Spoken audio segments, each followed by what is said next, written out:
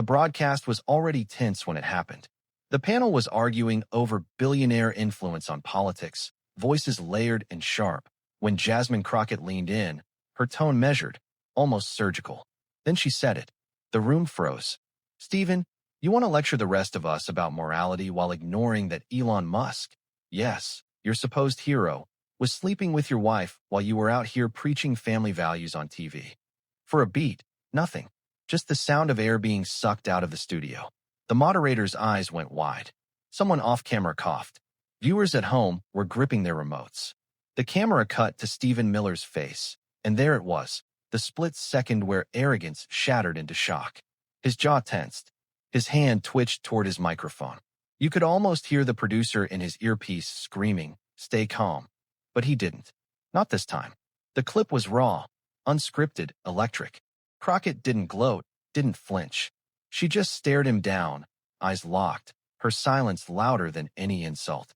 It was the kind of moment that makes history, a perfect collision of live TV, truth-telling, and ego implosion. For the audience, it was pure, uncut justice. They had watched Miller talk over opponents, dominate segments, dismiss legitimate concerns with that smirk that said he was untouchable. But in that instant, that smirk was gone. Online chat feeds lit up like fireworks. Hashtags started forming before the segment even cut to commercial. Clips were being clipped and shared in real time. It wasn't just a takedown, it was a cultural earthquake, a rare moment when power dynamics shifted live before millions of witnesses. And as Miller fumbled for words, the tension spiked higher. He wasn't just angry, he was unraveling, the fury rising up like steam in a pressure cooker. You could see it in the tightness of his throat, in the way his knuckles whitened as he gripped the desk. What came next wasn't a soundbite. It wasn't a debate. It was raw emotion, pure and uncontrolled, about to boil over in front of the nation. And what Miller said next? Nobody, not even the producers, saw that coming. To understand why this moment hit like a lightning strike, you have to rewind the clock. This wasn't just another cable news spat.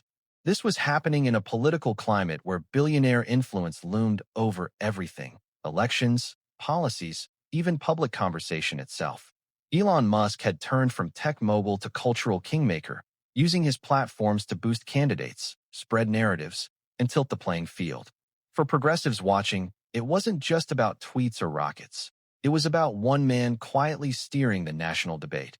And there sat Stephen Miller, the man who had built a career on stoking outrage and playing culture warrior-in-chief. Miller wasn't just another pundit.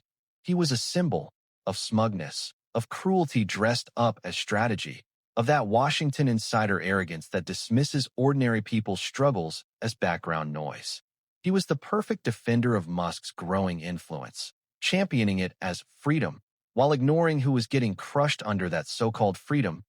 That's what made this broadcast so combustible. The producers had booked Jasmine Crockett as the counterweight, the one voice on the panel willing to challenge the narrative head-on. She wasn't coming on to play nice or keep the peace. She came armed with receipts, with fire in her voice, with the lived experience of someone who had fought for justice in real courtrooms, not just TV studios. Viewers who tuned in knew something might happen, but no one expected what they got as the segment began. The atmosphere was already volatile. Miller went on the offensive from the first question, waving off concerns about wealth concentration, mocking calls for corporate accountability. He leaned into his trademark sneer, throwing out one-liners meant to humiliate his opponents.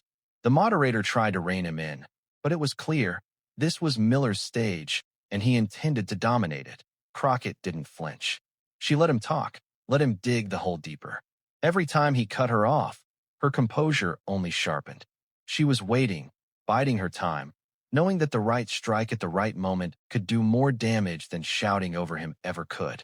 And as the debate rolled on, that moment drew closer, like a storm building on the horizon. By the second commercial break, social media was buzzing. Viewers could feel it. This wasn't just another partisan shouting match. This was personal, generational, ideological. It was about who gets to tell the story of America, the billionaires funding chaos or the people living through its consequences. And then the final segment began. Miller was smug, convinced he had won the round. Crockett sat forward in her chair, eyes steady, voice calm. She was about to deliver the line that would shatter the illusion of control Miller had built over the entire discussion. But Crockett wasn't done. What she revealed next sent Miller over the edge. Stephen Miller didn't just walk onto that set as another pundit with an opinion. He walked in carrying years of baggage. For progressives, he's not a blank slate. He's a living symbol of the politics of exclusion. The smirk that curled on his lips that night wasn't new. It was the same one America had seen when he defended family separation policies at the border, the same one that appeared when he dismissed critics of voter suppression as hysterical. It's a look that says, I win, you lose, and I enjoy it. Miller has spent his career shaping the narrative from the shadows and the spotlight. From his early days writing incendiary speeches to his tenure as one of the most influential White House advisors, his fingerprints are all over the most divisive policies of the last decade. He's the guy who managed to make cruelty sound like strategy, turning human pain into bullet points. That's not hyperbole, it's history. When questioned about children in cages, he didn't back down. He doubled down, calling it a deterrent. This is the persona that sat across from Jasmine Crockett that night, a man used to getting away with it, and the combative streak? That's his brand. He relishes conflict, thrives on it. You can almost see the adrenaline in his posture when the cameras are on and the argument starts to heat up. Miller's strategy is simple. Dominate the conversation, keep talking until no one else can, and then declare victory. It works most of the time. It worked on panels where his opponents weren't ready for the barrage, where moderators were too timid to cut him off. It worked when no one dared challenge him personally. But the longer Miller played this game, the more untouchable he seemed to feel. The insults got sharper, the dismissals crueler, the performances more theatrical. He wasn't just debating policy. He was performing dominance. It was all part of the image, the rapid-fire comebacks, the icy stare, the sarcastic laugh that said you can't touch me. That night, when the show opened, Miller's confidence was at full volume. He leaned back in his chair like a king surveying his court, daring anyone to challenge him. And audiences noticed. Love him or hate him, you couldn't ignore him. He was the villain you boo but can't look away from, the character who makes the story worth telling. That's why his eventual meltdown mattered, because people had seen him play the bully too many times. They'd watched him laugh as others squirmed under his attacks. They'd seen him call compassion weakness and paint cruelty as patriotism. On that set, he wasn't just defending Elon Musk. He was defending the entire edifice of power and privilege that keeps people like Musk untouchable. And in Miller's mind, he was winning. His smirk told the story. I've done this 100 times before. I know how this ends. But what he didn't know, what he couldn't have anticipated, was that Jasmine Crockett wasn't there to play the usual game. She wasn't going to try to match his volume or trade one-liners. She was about to rewrite the entire script, right there in front of millions of viewers. And just when he thought he was untouchable, along came Jasmine Crockett. Jasmine Crockett didn't step onto that stage by accident.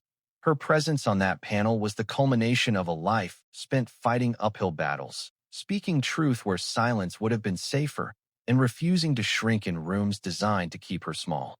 Before she was a congresswoman, before she was a viral clip machine, she was a lawyer in Texas taking cases no one else wanted, cases that put her up against prosecutors, corporations, and politicians who assumed they could steamroll her clients. She learned early that the law wasn't just about rules on paper. It was about power. And she learned how to speak so powerfully that power had to listen. For Crockett, public service wasn't a branding exercise or a stepping stone. It was survival. Growing up, she saw firsthand what happens when communities are left voiceless, when policy decisions are made far away from the people they impact. It forged in her a kind of moral steel. Every courtroom she walked into, every floor speech she delivered, was charged with that same determination, to speak for the people who never got invited into those rooms. That's why her composure hits so hard. It isn't passive. It's deliberate, honed by years of keeping cool under pressure when the stakes were nothing less than freedom or justice for her clients. Her reputation for sharp comebacks isn't a social media gimmick. It's muscle memory. When you've stood across from judges who dismiss you, lawyers who interrupt you, and opponents who underestimate you, you learn to deliver lines that cut through noise like a scalpel. Crockett doesn't just talk back, she lands blows that leave a mark. And she does it without losing her center. That's why progressives love her. She represents a kind of unapologetic presence they wish they saw more often in Washington. Someone who doesn't just fight, but fights with poise, with purpose, and with an unshakable sense of who she's fighting for. By the time she entered Congress, she was already battle-tested. Her speeches on the House floor weren't just legislative debates. They were moments of cultural resonance. She called out hypocrisy with the same cool precision she used on that panel. And every time she went viral, it wasn't because she yelled the loudest. It was because she told the truth in a way that made people sit up straight. That night, when she was invited to appear opposite Stephen Miller, Crockett knew exactly what she was walking into. She knew his playbook: talk over, intimidate, frame the narrative, walk away unscathed. She didn't come to play defense. She came ready to change the temperature of the entire room. And that's why this clash mattered so much. This wasn't just about Musk or Miller. It was about what happens when someone who has been underestimated her whole life finally gets to flip the script, live, on air, in front of millions. Viewers weren't just watching a debate. They were watching a showdown between two visions of America, one sneering, dismissive, exclusive, and the other fierce, principled, inclusive. When the segment began, Crockett sat poised, her hands folded, her expression calm. She looked less like a politician and more like a surgeon about to perform a delicate operation. Every word, every pause was intentional. And as the exchange heated up, she didn't lose that center. She didn't rise to his volume, didn't let him pull her into his performance. She waited, patient as a coiled spring, for the exact right moment to strike. Which is why, when the cameras went live, Crockett didn't just hold her own. She detonated the conversation. The segment opened with the moderator barely finishing the first question before Stephen Miller pounced. He launched into a rapid-fire monologue about woke elites, anti-business hysteria, and the left's war on success. His words coming so fast, it was clear he wasn't there for dialogue. He was there to dominate. Every time Jasmine Crockett opened her mouth, Miller cut across her with a smirk, tossing out barbed interruptions meant to rattle her. It was a familiar performance for anyone who had seen him before. The dismissive laugh, the rolling eyes, the way he leaned back in his chair as if the whole thing bored him. But what made this moment different was Crockett's stillness. She didn't match his volume. She didn't try to shout him down. She just waited, her face giving nothing away except the smallest glint of amusement, and that only seemed to irritate him more. The more composed she stayed, the harder Miller pushed. He started slipping in personal jabs, calling her points emotional, accusing her of playing the victim card, as if dismissing her arguments could make them disappear. The audience could feel the temperature in the room rising. Even the moderator looked tense, shuffling notes, cutting in with, "Let's give Representative Crockett a chance to respond," only for Miller to bulldoze through again. Viewers at home were seething. Chat rooms and live tweets started to light up with comments like, "Let her speak," and "Why does he keep interrupting her?" The frustration was universal. You could feel people across the country sitting on the edge of their couches, waiting for someone to finally put Miller in check, and Crockett was waiting too. Each interruption seemed to sharpen her focus. She tilted her head slightly, taking him in like a scientist observing a specimen. She knew this dance. She'd faced louder, meaner, more powerful opponents before, and she knew that letting him run wild would only make what came next hit harder. By the time Miller finally paused for breath, the tension was electric. Crockett leaned forward just slightly, the studio lights catching her expression. Her voice, when she finally spoke, was calm, too calm, and the first words out of her mouth were not defensive. They were a precision strike aimed straight at the heart of his performance. Then came the line that broke the internet: silence. That was the first thing you noticed when Jasmine Crockett finally spoke. Not the kind of silence that follows an awkward pause, but the kind that drops like a curtain, swallowing every sound in the room. Miller leaned back, still wearing that faint, dismissive smirk, but it faltered the second she began. "Stephen," she said slowly, her voice smooth but edged with steel, "you want to stand here and lecture America about morality, about family values, while ignoring the fact that Elon Musk, the man you've spent the last 10 minutes defending, was sleeping with your wife while you were busy preaching to the rest of us on TV." It was the kind of sentence that seemed to stretch time itself. The moderator froze, eyes wide. The other panelists glanced nervously toward the producers. Somewhere off camera, someone audibly gasped, The camera cut to Miller, catching every frame of his transformation. First confusion, then shock, then the sudden flush of anger rising up his neck. Miller opened his mouth, but no words came out. He looked to the moderator as if expecting rescue, but none came. Crockett didn't blink. She just sat there, calm and unshaken, letting the weight of the truth hang in the air. The viewers at home could feel it, that dizzy rush that comes from seeing someone finally say the thing no one else dared to say. Social media exploded in real time. Clips of the moment already flooding timelines with captions like "Crockett ended him," and "This is why live TV matters." Miller finally managed to speak, but his voice cracked, betraying the fury bubbling under the surface. "That is a disgusting lie," he spat, but his eyes darted, his confidence shattered. You could tell he wasn't used to being on the receiving end of a personal revelation that couldn't just be brushed aside with a talking point. Crockett didn't raise her voice. "You want to talk about character? Let's talk about character," she said, each word slow, deliberate, landing like a hammer. "You built your career telling the country who deserves dignity and who doesn't. Maybe you should look in the mirror before you come for the rest of us." The panel was dead silent. The moderator, sensing that this was television history in the making, stayed out of it. The cameras stayed locked in, capturing every twitch of Miller's jaw, every flash of panic as he realized the narrative had flipped completely out of his hands. And then came the final blow. Crockett leaned back, her voice soft but lethal. "America deserves better than billionaires buying politicians and pundits shaming the rest of us while their own houses are in flames." Miller tried to interject, but it was too late. The damage was done. The crowd, yes, even the crew, let out a collective murmur, the kind that signaled everyone knew they'd just witnessed something unforgettable. For Miller, the unraveling was complete. His composure cracked as he launched into a defensive rant, his words tumbling over each other, his tone shrill where it had once been smug. The more he talked, the worse it got.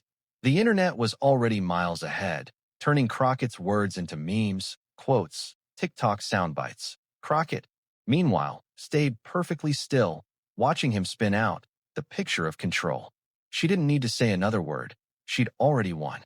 The moment was hers. This was catharsis in its purest form. For every viewer who had ever shouted at their TV while Miller dismissed suffering with a smirk, this was the payback they'd been waiting for. For every activist who had been told to calm down or be polite, this was the vindication they craved. It wasn't just a mic drop, it was a full-scale power shift, and the audience could feel it reverberating through their screens. And as the segment came to a close, the moderator stammered something about going to commercial, his voice betraying how shaken even he was by what had just unfolded. Miller sat stiff, staring straight ahead, while Crockett allowed herself the faintest smile, not gloating, just satisfied. Justice, in that moment, had been served. But if you thought it ended there, wait until you see what happened after the cameras cut. The moment the network cut to commercial, the internet went nuclear. Within 60 seconds, clips of Jasmine Crockett's takedown were everywhere. Twitter, TikTok, Instagram, even Facebook feeds that hadn't been political in years. Hashtags like hashtag Crockett Clapback, hashtag Stephen Meltdown, and hashtag Musk Mess started trending nationally before the show even returned from break. People weren't just watching, they were cheering, remixing, and adding their own captions. One viral tweet read, "Jasmine Crockett just did what millions of us have been screaming for years, live, on TV." Another had the clips slowed down in dramatic black and white, with triumphant music layered underneath. Someone else turned Miller's stunned reaction into a GIF with the caption, "When you realize the internet just saw you lose in 4K." Commentators rushed to weigh in. Cable news producers clipped the moment and replayed it at the top of every hour. Podcasters dropped emergency episodes. Late-night comedians couldn't believe their luck. The writers' rooms were already crafting monologues before the night was over. For progressives online, it was a unifying moment, a rare instance when the person on their side didn't just survive the attack. They won, decisively, publicly, with style. Celebrities joined in. A-list actors posted the clip with fire emojis. Musicians stitched it into reaction videos. Even a few sitting politicians retweeted it, calling it the moment of the year. For a country exhausted by endless pundit panels that feel like noise, this was different. This was clarity. This was justice in real time. And the memes, they were relentless. Miller's shocked face became a reaction image for everything from bad takes to losing fantasy football bets. TikTok teens were reenacting the moment, lip-syncing Crockett's words while their friends dramatically played Miller collapsing in slow motion. It wasn't just a news event anymore. It was pop culture. Crockett's own social media team leaned into the moment, posting a simple message: facts are undefeated. It racked up hundreds of thousands of likes in hours. By morning, the story was everywhere. Morning talk shows were playing the clip. Newspapers were running headlines. Editorials framed it as a turning point, a moment when someone finally called out hypocrisy without flinching. Viewers felt like they had been part of something historic, like they'd witnessed a shift happen live. People who hadn't watched cable news in months were digging up the replay just to be part of the conversation. It was water cooler talk, group chat fodder, and national discourse all at once. But the story wasn't over. Backstage, Miller's team was already scrambling, furious, and desperate to spin what had just happened into anything but the loss it so clearly was. And yet, Miller's team made one last desperate move. When the lights dimmed and the cameras powered down, Jasmine Crockett didn't strut off set or bask in the glow of her viral moment. She gathered her notes, thanked the crew, and walked out with the same steady composure she had shown on air.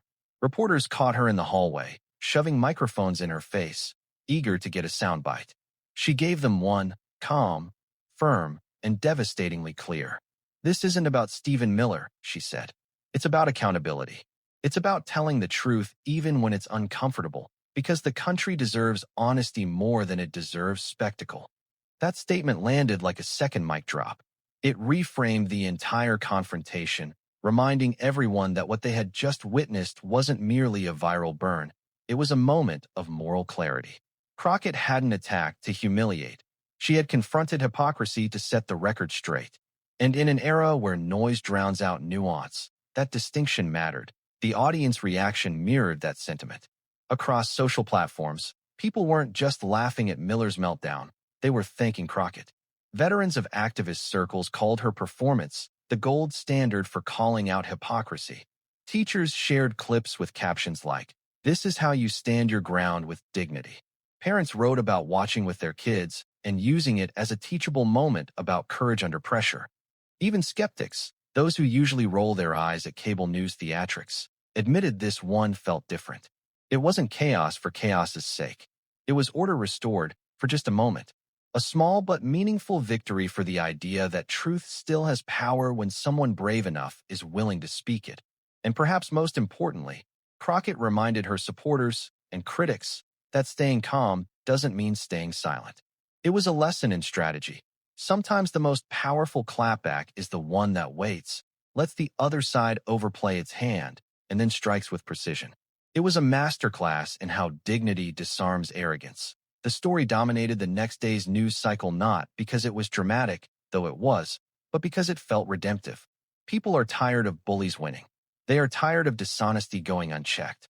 This was proof that integrity can still win the room, that someone with facts, poise, and courage can stand toe-to-toe with a professional provocateur and come out victorious. And here's why this moment could mark the turning point in the conversation on power and accountability. Stephen Miller wanted that night to be another notch in his belt, another segment where he dominated the conversation and humiliated his opponents. Instead, it became the night Jasmine Crockett reminded America what courage looks like under pressure. It became the night a single sentence exposed hypocrisy so glaring that even Miller couldn't talk his way out of it. And that's why this moment matters. Because this wasn't just about Miller or Musk or one explosive broadcast. It was about who gets to define the narrative in this country, those who sneer from power or those willing to speak truth to it. Crockett proved that when you refuse to be rattled, when you meet arrogance with clarity, you can flip the script in front of the entire nation. If you felt that rush when Miller's smirk disappeared, if you shouted yes at your screen when Crockett delivered that line, then you know why we have to keep amplifying moments like this. This isn't just entertainment. This is a reminder that integrity, dignity, and courage still have a place in American life, and that we can hold the powerful accountable, live, on air, where everyone can see it.so. Here's what you can do. Share this clip, talk about it, Let people know that moments like this matter. Subscribe so you don't miss the next time someone stands up and turns the tables. Be part of the community that refuses to let hypocrisy go unchecked. Because if one calm, clear voice can shake a man like Stephen Miller on national television, imagine what millions of us speaking together can do. The story isn't over, and you are part of how it ends.